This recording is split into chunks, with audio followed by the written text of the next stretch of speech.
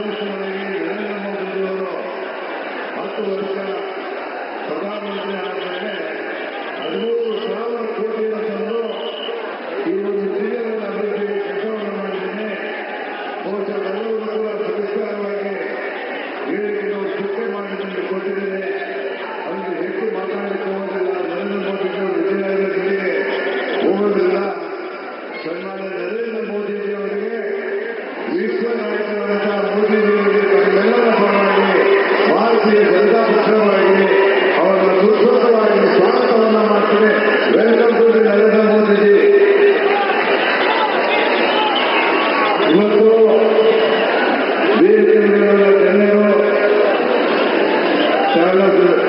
ಲಕ್ಷಾಂತರ ಸೇರುವಂತಹ ಎಲ್ಲ ಅನಂತ ಬಂದರೆ ಅಕ್ಕಟಿಗೆ ಮತಮಾನವರೇ, ಭಾರತೀಯ ಜನತಾ ಪಕ್ಷದ ಕಾರ್ಯಕರ್ತರೇ, ವಿಶೇಷ ಅಂದರೆ ನರೇಂದ್ರ ಮೋದಿ ಅವರು ಮಾಡುವಂತಹ ಕೆಲಸದಲ್ಲಿ ವಿಶ್ವ ನಾಯಕ ಬಂದಿದ್ದಾರೆ. 10 ವರ್ಷದಲ್ಲಿ ಈ ದೇಶವನ್ನೇ 12ನೇ ಸ್ಥಾನಕ್ಕಿದ್ದಂಥ ಸ್ಥಾನವನ್ನು 5ನೇ ಸ್ಥಾನಕ್ಕೆ ತಂದರೆ ನಿಮ್ಮೆಲ್ಲರ ಆಶೀರ್ವಾದ 3ನೇ ಬಾರಿ ಲೋಕಸಭಾ ಸದಸ್ಯರಾಗಿ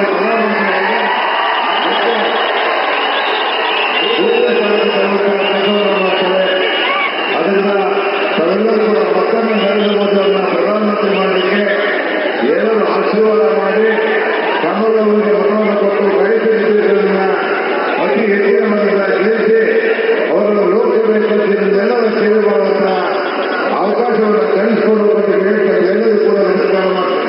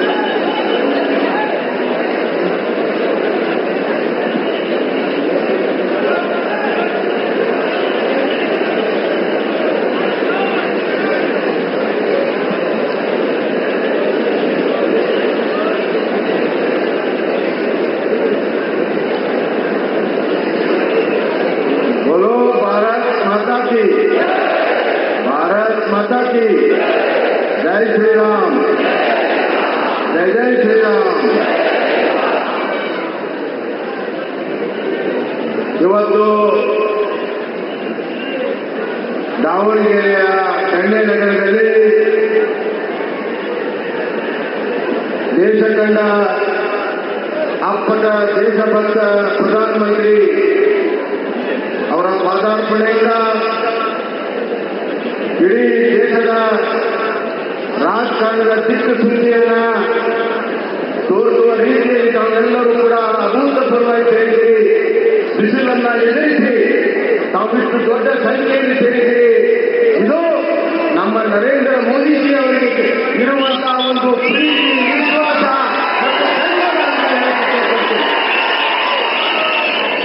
ದೇಶ ಕಂಡಂತ ಅಪ್ರಥಮ ಪ್ರಧಾನಮಂತ್ರಿ ನರೇಂದ್ರ ಮೋದಿಜಿಯವರೇ, ನಮ್ಮೆಲ್ಲರ ಹಿರಿಯರು ಮಾರ್ಗದರ್ಶಕರಾದಂತಹ ಸಿದ್ದೇಶ್ವರ ಜಿಲ್ಲೆಯವರೇ,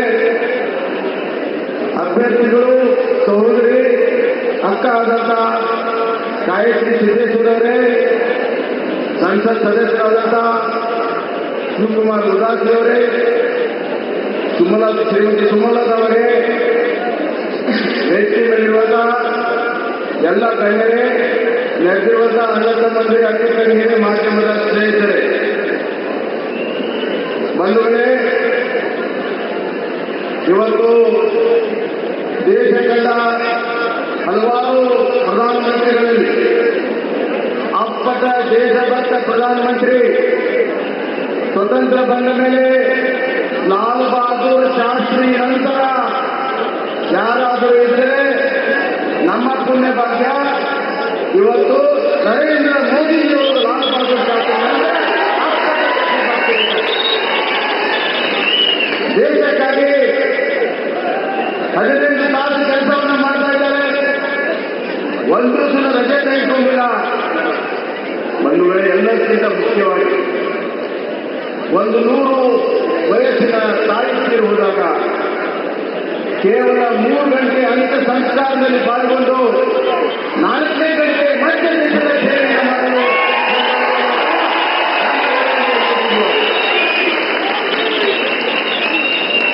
ಈ ದೇಶ 130 ಕೋಟಿ ಜನರು, ಹಲವಾರು ಭಾಷೆ, ಸಂಸ್ಕೃತಿ,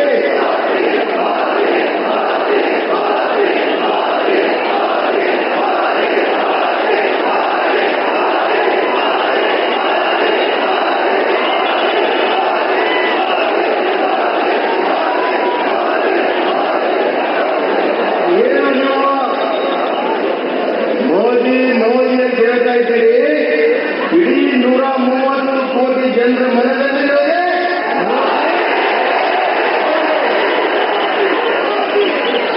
ಬಂಧುಗಳೇ. ಮೋದಿಯವರ ಬಗ್ಗೆ ಯಾಕೆ ಜನರ ಪ್ರೀತಿ ಇದೆ?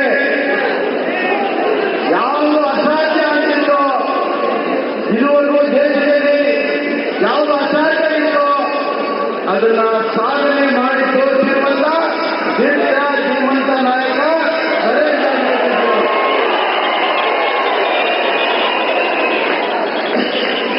ಭಾರತದ ಭೂಮಿ ಮೇಲೆ ಭಯೋತ್ಪಾದನೆಯನ್ನ ಸಂಪೂರ್ಣ ತೊಡೆದು ಹಾಕಲು ಸಾಧ್ಯ ಇಲ್ಲ ಅಂತ ಹೇಳಿ ಯುಪಿಎ ಸರ್ಕಾರ, ಮನಮೋಹನ್ ಸಿಂಗ್ ಕಾಂಗ್ರೆಸ್ ಸರ್ಕಾರದಲ್ಲಿ ಭಯೋತ್ಪಾದಕರ ರಾಜ್ಯ ಆಗಿತ್ತು, ಭಯೋತ್ಪಾದಕ ದೇಶ ಆಗಿತ್ತು. ಆದರೆ ನರೇಂದ್ರ ಮೋದಿಯವರು ಬಂದ ಮೇಲೆ ಭಯೋತ್ಪಾದಕ ಸ್ಥಾನದಲ್ಲೇ ಹೋಗಿ ಸಂಸದನ ಮಾಡಿ ಭಯೋತ್ಪಾದಕರಿಗೆ ಭಯ ಹುಟ್ಟಿರುವಂತ ನಾಯಕ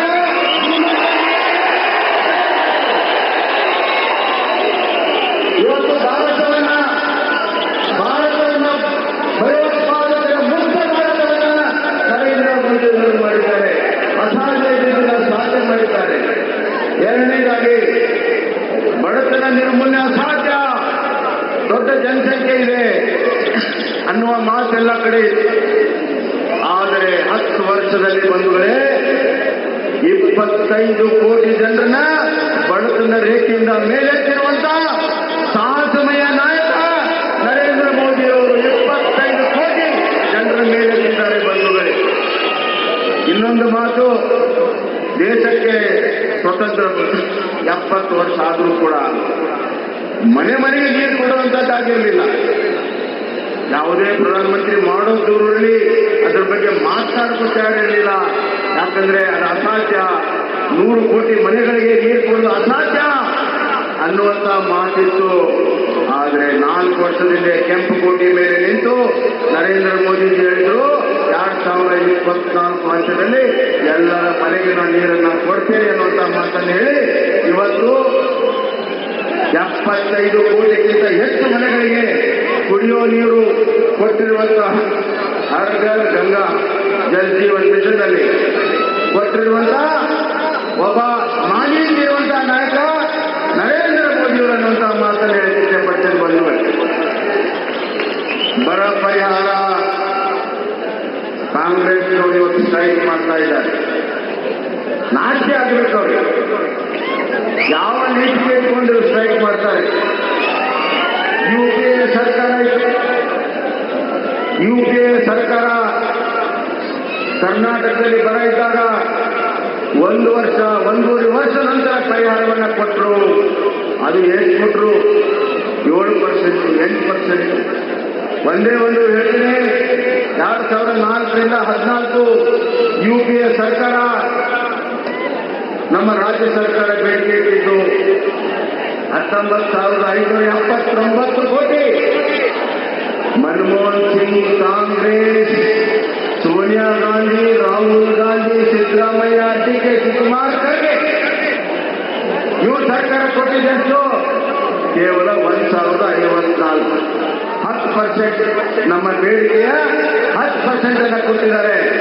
ಅದೇ NDA ಸರ್ಕಾರ 2014ರಿಂದ 2024 ಬೇಡಿಕೆ ಇರೋದು 18,747 ಕೊಟ್ಟಿರೋದು ಒಟ್ಟು 10,000 ಕೋಟಿ.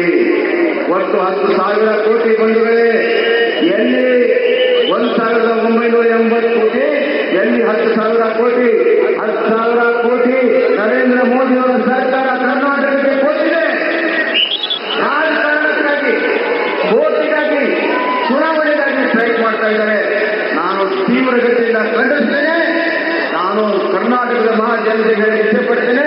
ಇಂಥ ಸುಳ್ಳ ಮೋಸ ಮಾಡುವಂತಹ ಸರ್ಕಾರ ಮತ್ತೊಂದು ಹುಟ್ಟಿಲ್ಲ ಬಂಧುಗಳೇ. ನರೇಂದ್ರ ಮೋದಿಯವರು ಏನು ಮಾಡಿದ್ದಾರೆ ಕರ್ನಾಟಕಕ್ಕೆ ಅಂತ ಹೇಳ್ತಾರೆ. ಸ್ವತಂತ್ರ ಬಂದ ಮೇಲೆ 3,000 ಕಿಲೋಮೀಟರ್ ರಸ್ತೆ ಇತ್ತು. 6,000 ಕಿಲೋಮೀಟರ್ ಮಂಜೂರಾತಿಯನ್ನು ಕೊಟ್ಟಿದ್ದು ನರೇಂದ್ರ ಮೋದಿಯವರು. 7,000ಕ್ಕಿಂತ ಹೆಚ್ಚು 2 ಬಾರಿ ಬಜೆಟ್ ಅಲ್ಲಿ ರೈಲ್ವೆ ಅಭಿವೃದ್ಧಿ ಕೊಟ್ಟಿದ್ದಾರೆ, ರೋಡ್ಗಳ ಅಭಿವೃದ್ಧಿ ಕೊಟ್ಟಿದ್ದಾರೆ, ಹೊಸ ಯೋಜನೆಗಳನ್ನು ಕೊಟ್ಟಿದ್ದಾರೆ. ನರೇಂದ್ರ ಮೋದಿಯವರಿಗಿಂತ ಮುಂದೆ ಆಯುಷ್ಮಾನ್ ಭಾರತ್ ಇತ್ತ. ದೇಶದಲ್ಲಿ ಆಯುಷ್ಮಾನ್ ಭಾರತ್ ಇತ್ತ. ನರೇಂದ್ರ ಮೋದಿಯವರು ಪ್ರಧಾನಮಂತ್ರಿ ಆಗಿದ್ದ ಮುಂದೆ ಇರಲಿಲ್ಲ. ಕಾಂಗ್ರೆಸ್ 60 ವರ್ಷ ಆಡಳಿತ ಮಾಡಿದರೆ ಕೊಡಕ್ಕಾಗಿರಲಿಲ್ಲ. ಪ್ರತಿಯೊಂದು ಬಡವರ ಕುಟುಂಬಕ್ಕೆ 5 ಲಕ್ಷ ರೂಪಾಯಿ ಆಯುಷ್ಮಾನ್ ಕಾರ್ಡ್, 1 ಕೋಟಿ ಕಾರ್ಡ್ ಇವತ್ತು ಕರ್ನಾಟಕದಲ್ಲಿದೆ. ಅದರ ಸಂಪೂರ್ಣವಾದಂತಹ ಯೋಜನೆಯನ್ನು ರೂಪಿಸಿರುವಂತದ್ದು ನಮ್ಮ ಪ್ರಧಾನಿ ನರೇಂದ್ರ ಮೋದಿಯವರು. ಸ್ಮಾರ್ಟ್ ಸಿಟಿ ಇತ್ತ ನರೇಂದ್ರ ಮೋದಿಯವರು ಬರೋಕ್ಕಿಂತ ಮುಂಚೆ? ಸ್ಮಾರ್ಟ್ ಸಿಟಿ ಇತ್ತ? ಇರಲಿಲ್ಲ. ನರೇಂದ್ರ ಮೋದಿಯವರು ಬಂದ ಮೇಲೆ ಬಂತು. ಮುದ್ರಾ ಯೋಜನೆ ಇತ್ತ? ಇರಲಿಲ್ಲ. ನರೇಂದ್ರ ಮೋದಿಯವರು ಬಂದ ಮೇಲೆ ಉಜ್ವಲ ಯೋಜನೆ ಹೆಣ್ಣು ಮಕ್ಕಳಿಗೆ ಇತ್ತ? ನರೇಂದ್ರ ಮೋದಿಯವರು ಬಂದ ಮೇಲೆ ಆಗಿದೆ ಬಂಧುಗಳೇ. ಇವತ್ತು ಈ ದೇಶವನ್ನ ಕೆಳ ಹಂತದಿಂದ ಅಭಿವೃದ್ಧಿ ಮಾಡುವಂತಹ ಕೆಲಸವನ್ನ ಇವತ್ತು ಮಾಡ್ತಾ ಇದ್ದಾರೆ ಬಂಧುಗಳೇ. ನಾನು ಇಷ್ಟೇ ಬಯಸ್ತೇನೆ. ಕೊನೆಯದಾಗಿ ಕೃತಜ್ಞತೆಯನ್ನ, ಧನ್ಯವಾದಗಳನ್ನ ಹೇಳುವಂತ ಒಂದು ಚುನಾವಣೆ. ಕೋವಿಡ್ ಬಂತು. ಇವತ್ತು ನಾವು ನೀವು ಕೂತು ಮಾತಾಡ್ತಾ ಇದ್ದೇವೆ.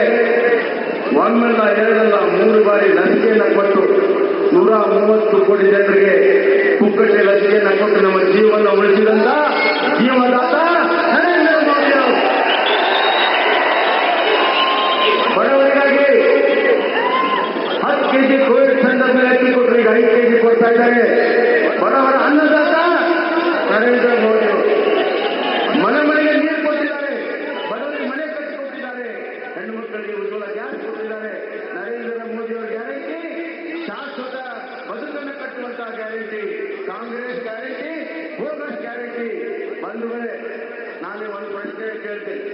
ಜೀವ ಉಳಿಸಿರುವಂತ, ಅನ್ನ ಕೊಟ್ಟಿರುವಂತ, ನೀರು ಕೊಟ್ಟಿರುವಂತ, ಮನೆ ಕೊಟ್ಟಿರುವಂತ, ಹೆಣ್ಣುಮಕ್ಕಳಿಗೆ ಗ್ಯಾಸ್ ಕೊಟ್ಟಂತ ನರೇಂದ್ರ ಮೋದಿ ಅವರ ಕೃತಜ್ಞತೆ ಹೇಳಬೇಕು ಬೇಡ, ಧನ್ಯವಾದ ಹೇಳಬೇಕು ಬೇಡ, ಋಣವನ್ನು ತೀರಿಸಬೇಕು ಬೇಡ, ತೀರಿಸಬೇಕಾದ್ರೆ ದಿಲ್ಲಿಗೆ ಹೋಗಿ ಹೇಳ್ತಿರೋ ಅವ್ರಿಗೆ ಮತದಾನ ಮಾಡೋ ಮುಖಾಂತರ ಬಿಜೆಪಿ ಮತದಾನ ಮಾಡೋ ಮುಖಾಂತರ ಧನ್ಯವಾದ ಹೇಳ್ತಿರೋ. ಯಾರ್ಯಾರು ಧನ್ಯವಾದಗಳನ್ನ ಕೃತಜ್ಞತೆ ಹೇಳ್ತಾರೆ ಕೈ ಎತ್ತಿ ನೋಡೋಣ. ನರೇಂದ್ರ ಮೋದಿ ಅವರಿಗೆ ಬೋಲೋ ಭಾರತ್ ಮಾತಾ ಕಿ, ಭಾರತ್ ಮಾತಾ ಕಿ. ನಾವು ಧನ್ಯತೆಯಿಂದ ನರೇಂದ್ರ ಮೋದಿ ಅವರಿಗೆ ಇನ್ನಷ್ಟು ದೊಡ್ಡ ಕೆಲಸವನ್ನ ಮಾಡಿ ಭಾರತವನ್ನ ನಂಬರ್ 1 ಮಾಡಿ ಆರ್ಥಿಕ ಸಾಮಾಜಿಕ ಕ್ರಾಂತಿಯನ್ನ ದೇಶದಲ್ಲಿ ತಗೊಂಬನ್ನಿ, ಪ್ರಗತಿಯನ್ನ ಮಾಡಿ ಭಯೋತ್ಪಾದನೆಯನ್ನು ಒದ್ದೋಡಿಸಿ ಈ ದರಿದ್ರ ಕಾಂಗ್ರೆಸ್ ಸರ್ಕಾರ ಹೆಣ್ಣು ಮಕ್ಕಳನ್ನ ಕಾಪಾಡಕ್ಕಾಗದಿರುವಂತ ಭ್ರಷ್ಟ ಕಾಂಗ್ರೆಸ್ ಸರ್ಕಾರವನ್ನ ಒದ್ದೋಡಿಸಿ ಅನ್ನುವಂತ ಕರೆಯನ್ನ ತಾನ ನಿಮ್ಗೆ ಕೊಡುತ್ತಾ ನರೇಂದ್ರ ಮೋದಿ ಅವರ ಕೈಯನ್ನ ಬಲಪಡಿಸಿ ಅಂತ ಹೇಳಿ ನನ್ನ ಮಾತಿಗೆ ವಿರಾಮ ಹೇಳ್ತೇನೆ. ಗಾಯತ್ರಕ್ಕನಿಗೆ 1 ಲಕ್ಷ ಮತಗಳಿಂದ ಆರಿಸ್ಕೊಂಬನ್ನಿ. ಹಾವೇರಿಯಿಂದ ನನಗೂ ಕೂಡ ಆಶೀರ್ವಾದವನ್ನು ಮಾಡಿ ಕೇಳ್ಕೊಂಡು ನಾನು ಮಾತನ್ನು ಮುಗಿಸ್ತಾ ಇದ್ದೀನಿ. ಬೋಲೋ ಭಾರತ್ ಮಾತಾ ಕಿ, ನರೇಂದ್ರ ಮೋದಿಜಿ ಅವರಿಗೆ ಜೈ ಶ್ರೀರಾಮ್, ಜೈ ಜೈ ಶ್ರೀರಾಮ್. ಸ್ವತಂತ್ರ ಭಾರತದ ಇತಿಹಾಸದಲ್ಲಿ ಮೊದಲ ಬಾರಿಗೆ ಕಳೆದ 10 ವರ್ಷದಲ್ಲಿ ಮಹಿಳಾ ಸಬಲೀಕರಣಕ್ಕೆ Ujjwala, stand up start up, Mudra, Matruvandana, ಶೌಚಾಲಯ, ಆಯುಷ್ಮಾನ್ ಭಾರತ್, ಬೇಟಿ ಬಚಾವೋ ಬೇಟಿ ಬಡಾವ್ ಮುಖಾಂತರ ಅನೇಕ ಯೋಜನೆಗಳನ್ನ ಕೊಟ್ಟು ತನಗೆ ಸ್ವಲ್ಪ ಸಮಾಜಕ್ಕೆ ಸರ್ವಸ್ವ ಎನ್ನುವ ನೀತಿಯಲ್ಲಿ ಬದುಕಿರುವಂತ ನಮ್ಮೆಲ್ಲರ ನೆಚ್ಚಿನ ಪ್ರಧಾನಿಯಾಗಿರತಕ್ಕಂಥ ಸನ್ಮಾನ್ಯ ನರೇಂದ್ರ ಮೋದಿ ಅವರು ತಮ್ಮನ್ನೆಲ್ಲರನ್ನು ಉದ್ದೇಶಿಸಿ ಮಾತನಾಡಬೇಕಂತ ವಿನಂತಿ.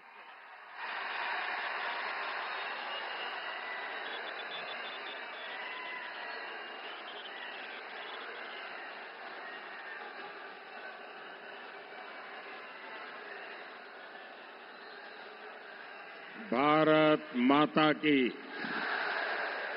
भारत माता की, भारत माता की. ದಾವಣಗೆರೆ ಮತ್ತು ಹಾವೇರಿಯ ಸೋದರ ಸೋದರಿಯರಿಗೆ ನನ್ನ ನಮಸ್ಕಾರಗಳು. मैं ताई भुवनेश्वरी और इस क्षेत्र के सभी पवित्र मठों को श्रद्धा पूर्वक प्रणाम करता हूं. साथियों, कर्नाटका ने 26 अप्रैल की वोटिंग से कांग्रेस में कोहराम मचा दिया है. मैं आज हिंदी में बोलूं तो चलेगा ना? आज कोई भाषांतर करने वाला नहीं रखा है, क्योंकि मुझे मालूम है कि आपका मेरे प्रति इतना प्यार है, इतना प्यार है कि आपको शब्दों को कभी समझने की जरूरत नहीं रही है. भाषा हमारे बीच कभी दीवार नहीं रही है. क्यों? हमारा दिल का नाता बन गया है. भाइयों बहनों, 26 अप्रैल को जो मतदान हुआ और कर्नाटका ने, यहां की माताओं बहनों ने, यहां के फर्स्ट टाइमर वोटरों ने जो कमाल करके दिखाया है, पूरी कांग्रेस ऊपर से नीचे तक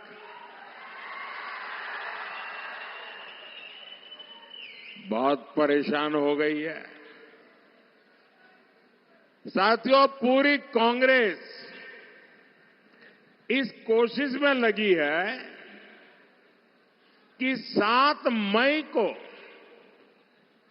कुछ तो ऐसा हो ताकि कम से कम एक खाता तो खुल जाए। उनके लिए इस बार दिल्ली में खाता खुलने की संभावना खत्म हो गई है।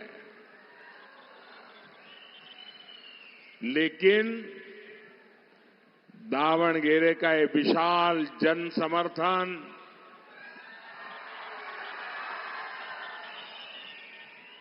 ये बता रहा है कि कर्नाटका की जनता कांग्रेस को उसके पापों की सजा दे करके रहेगी। साथियों, अब वो दिन दूर नहीं जब कांग्रेस पार्टी के अलग अलग गुटों में भीतर ही भीतर जो गृह युद्ध चल रहा है वो सड़क पर आने वाला है। सारे गुट हार का ठिकरा एक दूसरे के सिर पर फोड़ते नजर आएंगे। और इनका तो मुसीबत ऐसी है कि पहले जब भी हार जाते थे तो ईवीएम को टोपी पहना देते थे। क्यों हारे? ईवीएम। डिपॉजिट क्यों गई? ईवीएम। मोदी क्यों जीत गया? ईवीएम।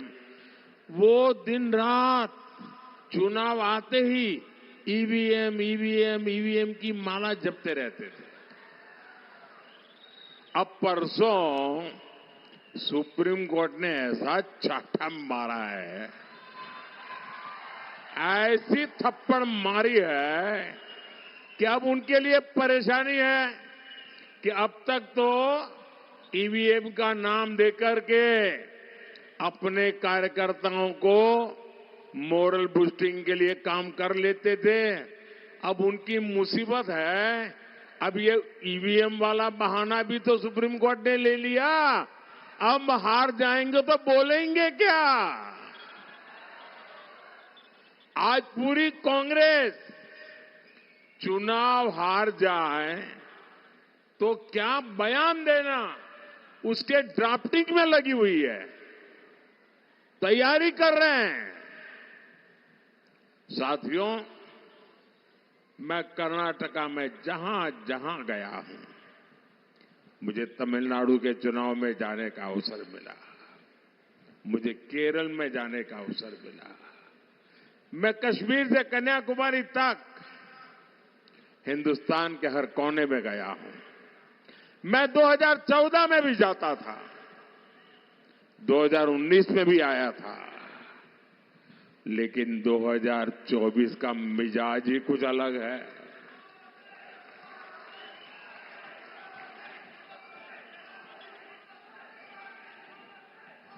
क्योंकि देशवासियों ने 10 साल हर पल मोदी को कसौटी से कसा है,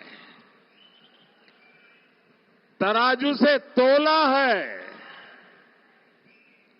मोदी की वाणी, मोदी का वर्तन, मोदी का समर्पण, 10 साल से देश 280 करोड़ निगाहें हर पल मोदी को देख करके सही गलत का फैसला करते हैं। और अनुभव के बाद 10 साल की कठोर कसौटी से निकल करके आज जब मोदी आया है तो आपका जाना हुआ मोदी है, आपका परखा हुआ मोदी है और आपके लिए जिंदगी खपाने वाला मोदी है। और ये मैं आज जो 14 में नहीं देखा, जो 19 में नहीं देखा, वो 24 के चुनाव में मैं भरपूर देख रहा हूं। मेरी माताएं बहनें, ऐसा लग रहा है मोदी का एक अभेद्य रक्षा कवच बन गई है पूरे देश की माताएं बहनें। छोटी छोटी बालिकाएं, मैं यहां देख रहा हूं कितनी बालिकाएं ऊपर हाथ कर रही है।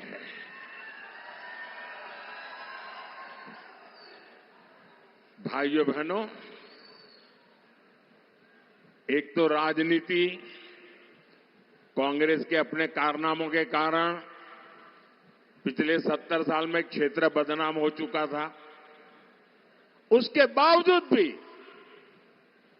मोदी को इतना प्यार, इतने आशीर्वाद शायद अनेकों जन्मों का पुण्य है या परमात्मा ने मुझे भेजा है, तब जाकर के ऐसे आशीर्वाद मिलते हैं।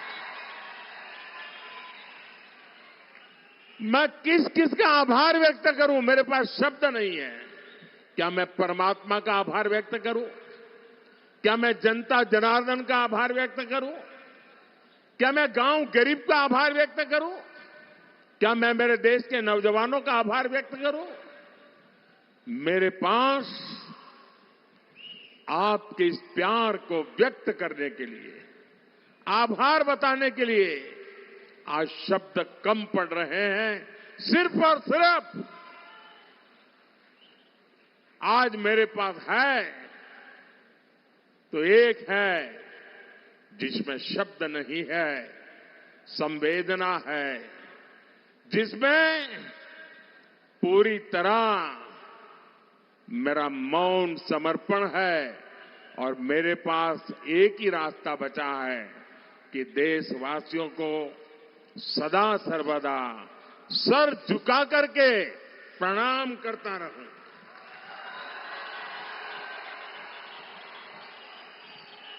नम्रता पूर्वक ये सर झुकाकर हमेशा हमेशा के लिए मेरे देशवासियों को मैं प्रणाम करता रहूं, उनके आशीर्वाद लेता रहूं और न कभी थकूंगा, ये मेरी गारंटी है। न कभी थकूंगा, न कभी रुकूंगा, न कभी झुकूंगा और हर पल आपके लिए जूझता रहूंगा। ये गारंटी मोदी ने 10 साल आपने मुझे देखा। भाइयों बहनों, आज मैं जहां जाता हूं देश के हर कोने से, कर्नाटका के हर कोने से एक ही आवाज आती है, एक ही सुर सुनाई देता है। फिर एक बार, फिर एक बार, फिर एक बार 4 जून को पूरे कर्नाटका में सेलिब्रेशन होने जा रहा है। और सेलिब्रेशन ऐसा वैसा नहीं होगा। ये मेरे दावणगेरे में तो स्पेशल बेणे डोसा,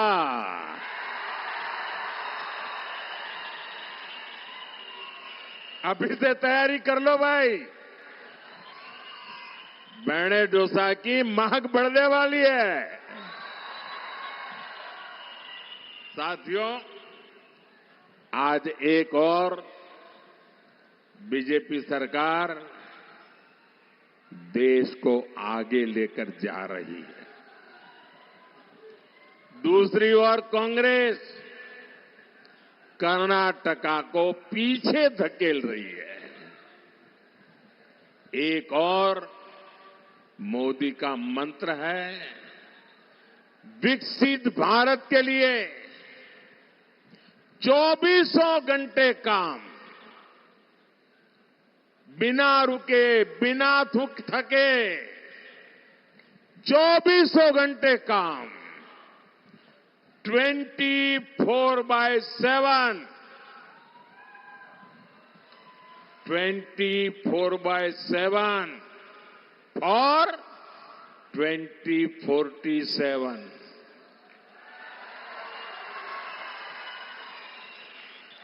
और दूसरी ओर कांग्रेस का वर्क कल्चर है, ब्रेक करो या तो ब्रेक लगाओ। कांग्रेस देश की एकता को ब्रेक करने में जुटी हुई है और डेवलपमेंट के कामों पर ब्रेक लगाने में लगी हुई है। साथियों, बीते 10 वर्षों में एनडीए ने कर्नाटका के विकास के लिए जितना काम किया, येदियुरप्पा जी और बसवराज बोम्माई जी ने कर्नाटका के लिए जो मेहनत की, कांग्रेस उसे बर्बाद करने पर तुली है। और कर्नाटका में कांग्रेस जनता को एड्रेस नहीं कर रही है।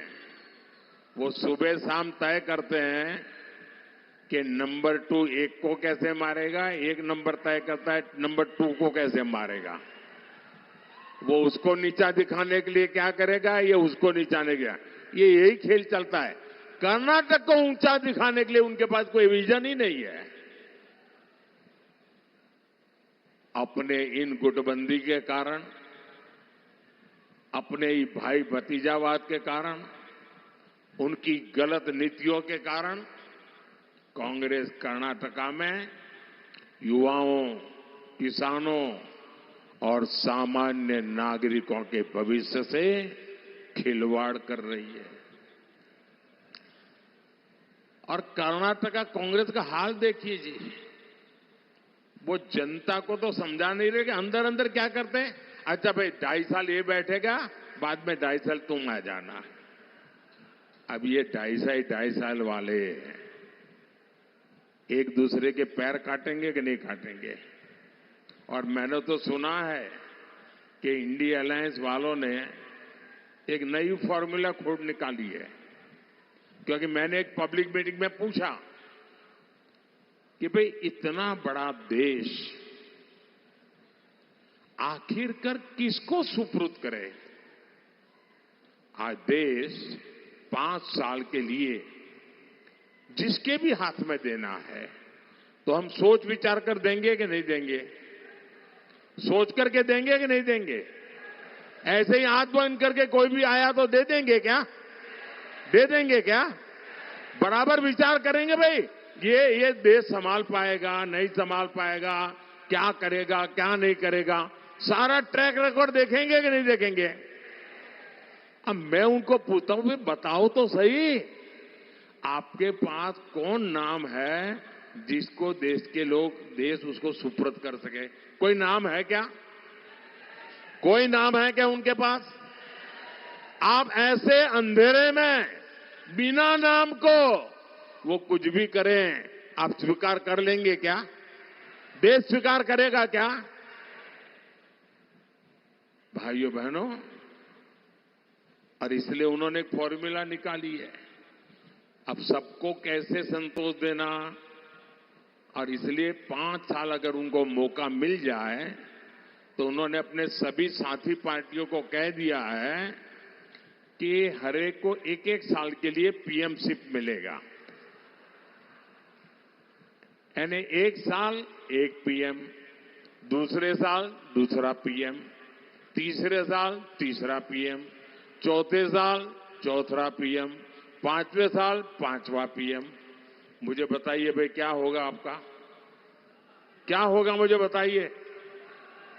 क्या आपको ऐसी चीजों से देश का भला दिखता है, आपको आपका भला दिखता है, आपके बच्चों का भला दिखता है। अब ऐसे लोगों के लिए वोट बिगाड़ सकते हैं क्या हम, बिगाड़ से वोट बर्बाद कोई कर सकता है क्या। मेहरबानी करके आपका वोट बहुत मूल्यवान है, बर्बाद मत करना भैया, गलती से भी मत करना। भाइयों बहनों, कर्नाटका में कांग्रेस ने नई एजुकेशन पॉलिसी पर ब्रेक लगा दिया। बताइए, 30 साल के बाद देश के 20 लाख से ज्यादा लोगों ने मनोमंथन किया।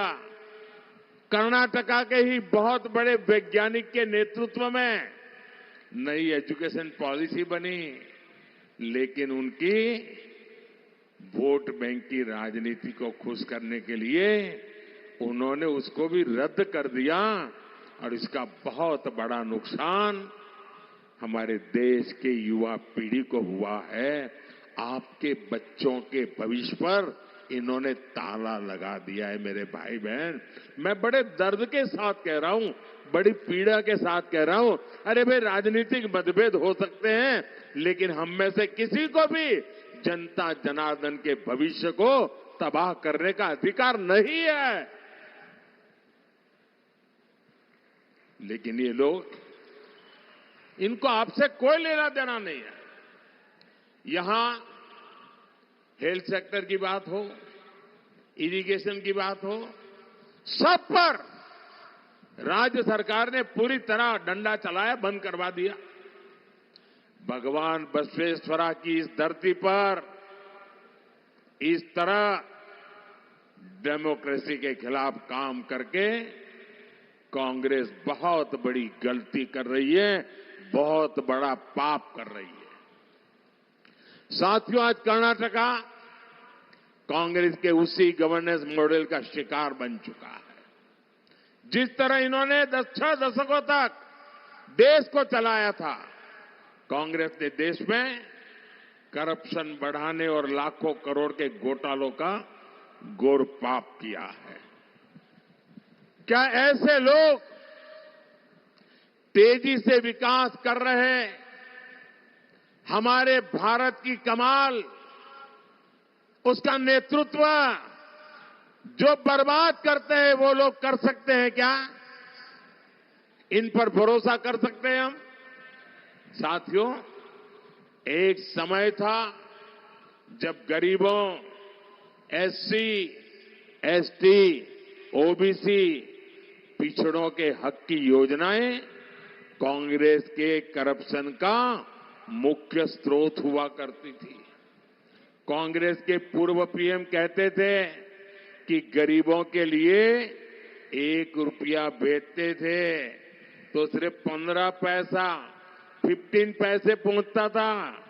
जरा मैं पूछना चाहता तो 1 रुपया निकलता था, 15 पैसा पहुंचता था, तो बीच में कौन सा पंजा था जो 85 पैसे मार लेता था? साथियों, यही नहीं, वंचित वर्ग के नाम पर कांग्रेस ने फेक लाभार्थी भी बना रखे थे। करप्शन का तरीका देखिए, जो पैदा नहीं हुआ, जिसका जन्म नहीं हुआ, उसकी वो शादी भी लिखवा देते थे, फिर उसको वीडियो भी बना देते थे और वीडियो बना करके वीडियो वाली योजनाएं मार खाते थे लोग। ये करप्शन में मास्टरी थी इनकी। हमारी सरकार ने ऐसे 10 करोड़ नाम निकाले जो पैदा ही नहीं हुए थे लेकिन बेनिफिट ले रहे थे। हमने 10 करोड़ ऐसे झूठे नाम निकाले और इन लोगों की कमाई करने के सारे रास्तों को मैंने ताला लगा दिया है। आप कल्पना कर सकते हैं, जितनी कर्नाटका की कुल जनसंख्या है उससे ज्यादा ऐसे लोग कागजों पे थे जिनका कभी जन्म ही नहीं हुआ था और सरकारी खजाने से पैसा जाता था। कांग्रेस सरकार ये जो जन्मे नहीं ऐसे लोगों के नाम पर हजारों करोड़ रुपए भेजकर बीच में से मार लेती थी और ये पैसे जाते थे ये कांग्रेस की पूरी इकोसिस्टम को, कांग्रेस के बिचौलियों की जेब भरती थी। अब मोदी ने इन योजनाओं को आधार और डायरेक्ट बेनिफिट ट्रांसफर से जोड़ दिया है। बीजेपी ने अब गरीब को उसका हक दिया है। अब मोदी जो पैसा आपको भेजता है वो पूरा का पूरा आपके बैंक अकाउंट में पहुंचता है। मोदी 1 रुपया भेजता है तो पूरे के पूरे 100 पैसे पहुंचते हैं। साथियों, गरीब कल्याण की योजनाओं का सबसे बड़ा लाभार्थी गरीब, पिछड़ा, दलित, आदिवासी और हमारी माताएं बहनें हैं। इसलिए कांग्रेस को जहां मौका मिलता है वो इस वर्ग पर अपना आक्रोश उतारती है। कर्नाटका में कांग्रेस ने एससी एसटी वेलफेयर फंड के 11,000 करोड़ रुपए डाइवर्ट कर दिए जो एससी एसटी समाज के लिए थे। उनको जहां चोरी करने का मौका मिलता था वहां भेज दिया। कांग्रेस इस कोशिश में लगी रही कि एससी एसटी वेलफेयर फंड का पैसा कैसे कांग्रेस करप्शन फंड में ट्रांसफर किया जाए। साथियों, किसानों को किसान सम्मान निधि में 4,000 रुपये कर्नाटका की बीजेपी सरकार देती थी। कांग्रेस ने जैसे ही यहां सरकार बनाई उसने किसानों का ये 4,000 रुपीज भी उस पर ताला लगा दिया, भेजना बंद कर दिया। अब जो मैं दिल्ली से भेजता हूं वो 6,000 रुपया जाता है। कर्नाटका की बीजेपी सरकार ने जो 4,000 दिया था ये कांग्रेस वालों ने मना कर दिया। मैं समझ नहीं पा रहा हूं उनको देश के किसानों से, कर्नाटका के किसानों से क्या दुश्मनी है, क्या नफरत है किसानों के प्रति इनकी। कांग्रेस अब तो कर्नाटका में ओबीसी समाज का आरक्षण भी तुष्टीकरण के लिए, वोट बैंक के लिए बांट रही है। साथियों, 10 साल से दिल्ली की कुर्सी से बाहर बैठी कांग्रेस ने देशवासियों को लूटने के लिए नई नई प्लानिंग कर दी है। अब आपकी संपत्ति को सीधे लूटने के लिए कांग्रेस इनहेरिटेंस टैक्स का आइडिया लेकर के आई है। अभी आइडिया समझने जैसा है। उनके गुरु ने अमेरिका से घोषणा की है और उनके एक वित्त मंत्री 2011 में भी कह चुके हैं। यानी ये क्या चीज लाने वाले हैं, आप चौंक जाएंगे। जो भी हिंदी समझते हैं, वो जो हिंदी नहीं समझते उनको जरूर समझाएं। ये मैं आपकी चिंता करने के लिए बोल रहा हूं भाई।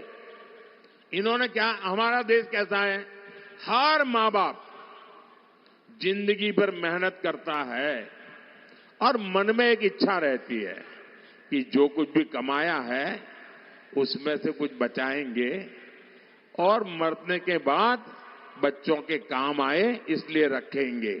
ऐसा करते हैं कि नहीं करते हैं? हर कोई पैसा बचाता है कि नहीं बचाता है?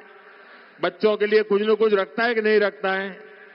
अब इन्होंने ऐसा नियम लाने वाले हैं कि आप कितनी ही मेहनत करो, कितनी कठिनाई से जो कुछ भी जमा किया है वो सीधा सीधा अपने बच्चों को नहीं दे सकते हो।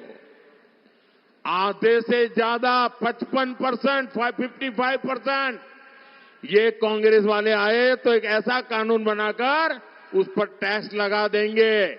आपकी कमाई की हुई पैसों के वो डाका डालेंगे और आप अपने संतानों को आधा भी नहीं दे पाओगे। जिन लोगों ने पूरी की पूरी पार्टी विरासत में अपने बच्चों को सौंप दी, वो आपकी मेहनत से कमाई हुई कमाई, आपकी विरासत आपके बच्चों को देना नहीं देते हैं। साथियों, विकास के लिए ये जो खतरे लेकर के आ रहे हैं, इन लोगों से चौकन्ने रहने की जरूरत है। भाइयों बहनों, मुझे बताइए, किसी भी प्रदेश में अगर लॉ एंड ऑर्डर ठीक नहीं है तो कोई इन्वेस्टमेंट करने आएगा क्या? कोई कारखाना खोलेगा क्या? कोई हिम्मत करेगा क्या? कोई नहीं करेगा। अरे आपके पास गाड़ी है, बंगला है, सुख चैन की जिंदगी है, सब कुछ है, लेकिन शाम को घर के बाहर जाएं और रात को जिंदा लौटेंगे नहीं तो घर का क्या, उस कारखाने का क्या, उन पैसों का क्या।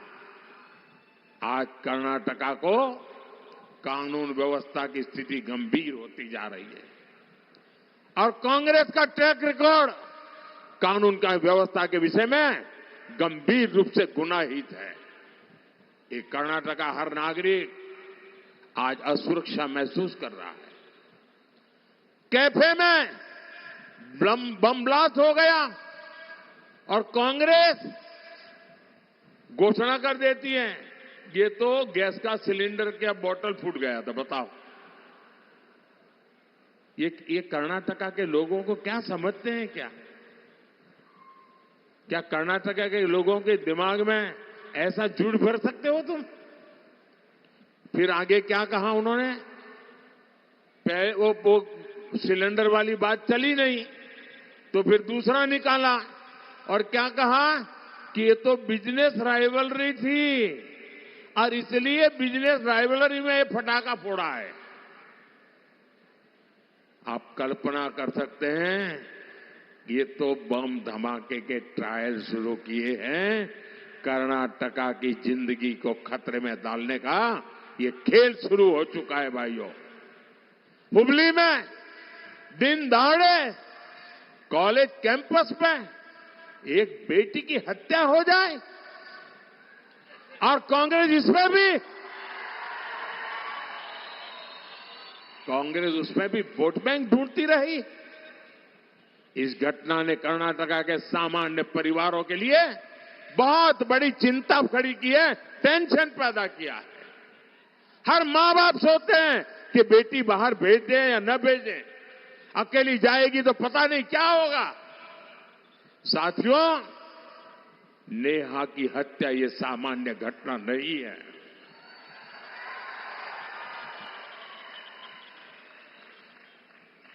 और सरकार में बैठे हुए लोग वोट बैंक की चिंता में डूबे हुए हैं।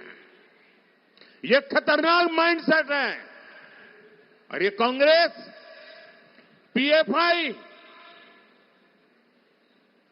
जिस पर प्रतिबंध लगा हुआ है, देश विरोधी कृत्यों के लिए प्रतिबंध लगा है, आए दिन बम धमाके करने की आदि पीएफआई को ये मोदी सरकार ने हिम्मत करके उस पर प्रतिबंध लगा दिया। उसके बड़े बड़े 30 मार्का जेलों में सड़ रहे हैं, लेकिन कांग्रेस पार्टी चुनाव जीतने के लिए ये पीएफआई के पुराने लोगों के साथ गठबंधन करके उनको बढ़ावा दे रही है। साथियों, विकास की ऐसी स्थिति हो नहीं सकती कि विकास हो।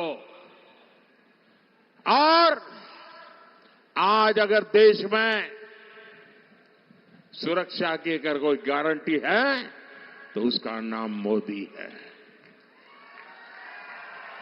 विकास की कोई गारंटी है तो उसका नाम मोदी है। भाइयों बहनों, ये मोदी हैं।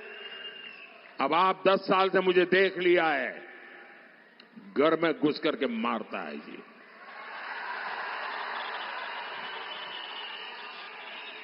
मेरे लिए, मेरे देशवासियों की सुरक्षा ये मेरी सबसे बड़ी प्राथमिकता है। और इन 10 वर्षों में कर्नाटका ने मोदी के विकास की स्पीड भी देखी है और मोदी के विकास का स्केल भी देखा है। 2014 में, यानी इतने दशकों तक कांग्रेस सरकार रहने के बाद कर्नाटका में केवल 25 नेशनल हाईवे थे और आज ये संख्या 47 हो चुकी है भाइयों बहनों। यानी कर्नाटका में हाईवेज की संख्या करीब करीब डबल हो रही है। साथियों, हमारी सरकार ने दावणगेरे को कर्नाटका का स्मार्ट सिटी के रूप में सिलेक्ट किया है। आज स्मार्ट सिटी मिशन के तहत 2000 करोड़ रुपए के प्रोजेक्ट, उस पर काम पूरा हो चुका है। दावणगेरे और हरिहरा रेलवे स्टेशन को भी अपग्रेड किया जा रहा है। तुमकुरू से दावणगेरे तक डायरेक्ट रेल लिंक की परियोजना भी बनाई गई है, जिसका लाभ पूरे क्षेत्र को मिलेगा। साथियों, युवा एस्पिरेशंस को पूरा करना ये भाजपा की प्राथमिकता है। हमारी सरकार है दावणगेरे में सॉफ्टवेयर पार्क ऑफ इंडिया के सब सेंटर की स्थापना भी की है। इससे यहां के युवाओं को, स्टार्टअप्स को नए अवसर मिलेंगे। आधुनिक इंफ्रास्ट्रक्चर के विकास के दावणगेरे की टेक्सटाइल इंडस्ट्री को भी गति मिलेगी। साथियों, बीते 10 वर्षों में हमने कर्नाटका के विकास के साथ साथ कर्नाटका की विरासत को भी नई पहचान दी है। 7 मई को आपका वोट देश के विकास के साथ साथ कर्नाटका की इस विरासत को भी आगे बढ़ाएगा। बीजेपी ने दावणगेरे से श्रीमती गायत्री सिद्धेश्वरा और हावेरी से श्री बसवराज जी बोम्बाई को प्रत्याशी बनाया है। आप इनको जब कमल दबा करके वोट दोगे ना,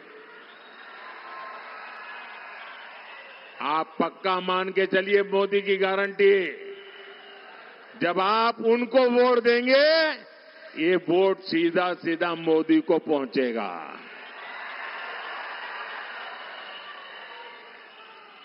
आपका एक एक वोट मोदी के संकल्पों को मजबूत करेगा। आपका एक एक वोट भारत की मजबूती का आधार बनेगा। और इसलिए मैं आज आपसे आशीर्वाद मांगने आया हूं। मैं आज आपसे कुछ मांगने आया हूं। और मेरा आपको अनुरोध है, गर्मी कितनी ही क्यों न हो, मत का अधिकार का उपयोग पूरा का पूरा कीजिए। पुराने सारे रिकॉर्ड ब्रेक करने वाला मतदान कीजिए। पूरे देश में नाम कमाया जाए इतना मतदान करिए। घर घर जाएंगे, मतदान कराएंगे, पोलिंग बूथ जीतेंगे। अच्छा, मेरा एक काम करेंगे, जरा हाथ ऊपर करके बताइए तो मैं बताऊं। मेरा एक काम करेंगे, पक्का करेंगे। एक काम करना, ज्यादा से ज्यादा परिवारों में जाना, मेरी तरफ से जाना है और जाकर के कहना कि मोदी जी आए थे, मोदी जी ने आपको प्रणाम भेजा है, मेरा प्रणाम पहुंचा देना। हर परिवार को मेरा प्रणाम कह देना। मेरे साथ बोलिए, भारत माता की, भारत माता की, भारत माता की। बहुत बहुत धन्यवाद।